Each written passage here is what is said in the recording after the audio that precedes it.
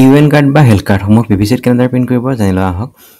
আপোনালোকে ভিডিঅ'ৰ ডেছক্ৰিপশ্যনত এটা লিংক দিয়া আছে, সেই লিংকটো ক্লিক কৰিলে এইটো ৱেবছাইটত আহিব, অথবা গুগলত ডাইৰেক্ট আপুনি চাৰ্চ কৰিব পাৰিব mynacomputers.in।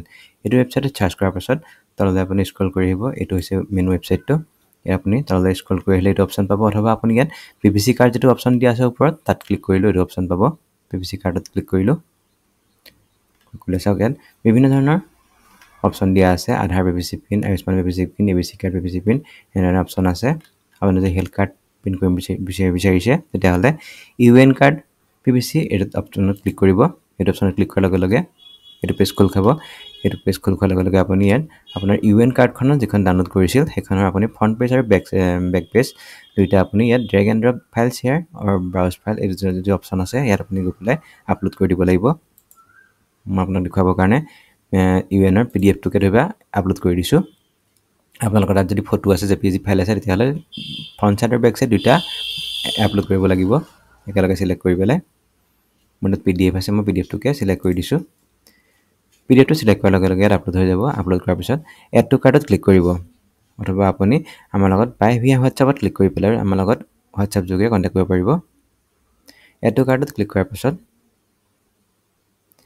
ভিউ কাৰ্ডত ক্লিক কৰিব। ভিউ কাৰ্ডত ক্লিক কৰাৰ পাছত তললৈ আহিব, ইয়াত চাওক শ্বিপিং, ফ্ৰী শ্বিপিং আৰু ফাষ্ট শ্বিপিং অপশ্যন দুটা আছে। যদি আপুনি ফ্ৰী শ্বিপিঙত ক্লিক কৰে তেতিয়াহ'লে ৰেজিষ্টাৰ্ড পোষ্ট যোগে পোষ্ট অফিচৰ দ্বাৰা আপোনাৰ ঘৰলৈ 6-7 দিনৰ ভিতৰত পাই যাব। আৰু যদি আপুনি ফাষ্ট শ্বিপিঙত ক্লিক কৰে তেতিয়াহ'লে আপুনি কুৰিয়াৰ চাৰ্জ 100 টকা দিব লাগিব। তেতিয়া ফাষ্ট শ্বিপিঙত আপুনি DTDC কুৰিয়াৰত পাই যাব, 2-3 দিনৰ ভিতৰত পাই যাব আপোনাৰ এড্ৰেছত। মই বাই ডিফল্ট ফ্ৰী শ্বিপিং হৈ থাকে যেতিয়া ফ্ৰী শ্বিপিঙত ৰখিবলৈ দিছোঁ। তাৰপিছত প্ৰচেড টু চেকআউটত ক্লিক কৰিছোঁ। প্ৰচেড টু চেকআউটত ক্লিক কৰাৰ পিছত আপোনাৰ বিলিং ডিটেইলছ ইয়াত দিব লাগিব, আপোনাৰ ফাৰ্ষ্ট নেম, লাষ্ট নেম, আপোনাৰ সম্পূৰ্ণ ঠিকনাটো দিব, টাউন বা চিটিখন বা ডিষ্ট্ৰিক্টখনৰ নাম ইয়াত দিব। ষ্টেটটো বাই ডিফল্ট আছামী হৈ থাকিব। আপুনি যদি বেলেগ ষ্টেটৰ পৰা এপ্লাই কৰিছে ইয়াত ষ্টেটটো সলাই দিব। পিনক'ডটো ইয়াত দিব, আপোনাৰ ফোন নম্বৰটো দিব ইয়াত।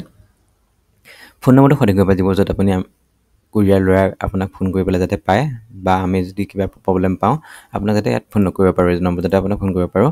ফোন নম্বৰটো দিব, ইমেইল এড্ৰেছটো দিব। দিয়াৰ পিছত আপুনি পে নাওত ক্লিক কৰিব। পে নাওত ক্লিক কৰাৰ পিছত আপুনি 99 ৰুপিজ এটা পে'মেণ্ট কৰিব লাগিব। পে'মেণ্ট কৰাৰ পাছত পে'মেণ্ট ছাকচেছফুল হৈ যোৱাৰ পাছত আপোনাৰ যিটো ফাইল আপলোড কৰিছে সেই ফাইলটো আমাৰ ওচৰলৈ আহি যাব। আমি ফাইলটো পিভিচি কাৰ্ডত হাই কোৱালিটিত প্ৰিণ্ট কৰি পেলাই আপোনাৰ ঘৰলৈ পঠিয়াই দিম। এইদৰে আপুনি অতি সহজে আপোনাৰ হেল্থ কাৰ্ডখন প্ৰিণ্ট কৰি ল'ব পাৰিব পিভিচি কাৰ্ডত। ইয়াৰ উপৰি আপোনাৰ যদি দ্বিতীয় অফিচৰ লগত ৰিলেটেড কিবা বেলেগ কাম থাকে, নতুন লাইচেঞ্চ বনোৱা, লাইচেঞ্চ ৰিনিউ কৰা, RC ৰিলেটেড যদি কিবা কাম থাকে তেতিয়াহ'লে আমাৰ লগত যোগাযোগ কৰিব পাৰিব। তাৰোপৰি এই পৰ্টেলটোত আপোনালোকে পান কাৰ্ড এপ্লাই কৰিব পাৰিব, পান কাৰ্ড নতুন বনোৱাব, পান কাৰ্ড শুধৰণি, মাইনৰ পেন কাৰ্ড বনোৱা, বা আপোনাৰ যদি ফটোসমূহ থাকে ফটোসমূহ আপুনি প্ৰিণ্ট কৰি পেলাই ঘৰলৈ অৰ্ডাৰ কৰিব পাৰিব।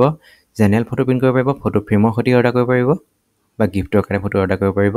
পিভিচি কাৰ্ডৰ কথা মই ক'লোৱে, পিভিচি কাৰ্ডত আপোনালোকে বিভিন্ন ডকুমেণ্টসমূহ পিভিচি কাৰ্ডত প্ৰিণ্ট কৰিব পাৰিব। অসম গভৰ্ণমেণ্টৰ লগত ৰিলেটেড যদি কিবা চাৰ্টিফিকেট এপ্লাই কৰিবলগীয়া থাকে তেতিয়াহ'লে ইয়াত এপ্লাই কৰিব পাৰিব। আপোনাৰ কাষ্ট চাৰ্টিফিকেট, বাৰ্থ চাৰ্টিফিকেট বা বেলেগ যদি কিবা চাৰ্টিফিকেট এপ্লাই কৰিবলগীয়া থাকে সেইসমূহ ইয়াত এইটো অপশ্যনত গৈ পেলাই এপ্লাই কৰিব পাৰিব। আপোনালোকৰ যদি PDF পেজসমূহ প্ৰিণ্ট কৰি পেলাই ঘৰলৈ অৰ্ডাৰ কৰিব বিচাৰে তেতিয়াহ'লে PDF প্ৰিণ্টত গৈ পেলাই ক্লিক কৰি এপ্লাই কৰিব পাৰিব। ফ্লেক্স বা বেনাৰসমূহ এইটো অপশ্যনত গৈ পেলাই অৰ্ডাৰ কৰিব পাৰিব। এইদৰে এইটো পৰ্টেলত গৈ পেলাই আপোনালোকে বিভিন্ন ধৰণৰ সেৱাসমূহৰ লাভ উঠাব পাৰিব। আৰু যদি কিবা প্ৰব্লেম পায় তেতিয়াহ'লে আমাৰ লগত ডাইৰেক্ট হোৱাটছআপত যোগাযোগ কৰিব পাৰিব। ধন্যবাদ।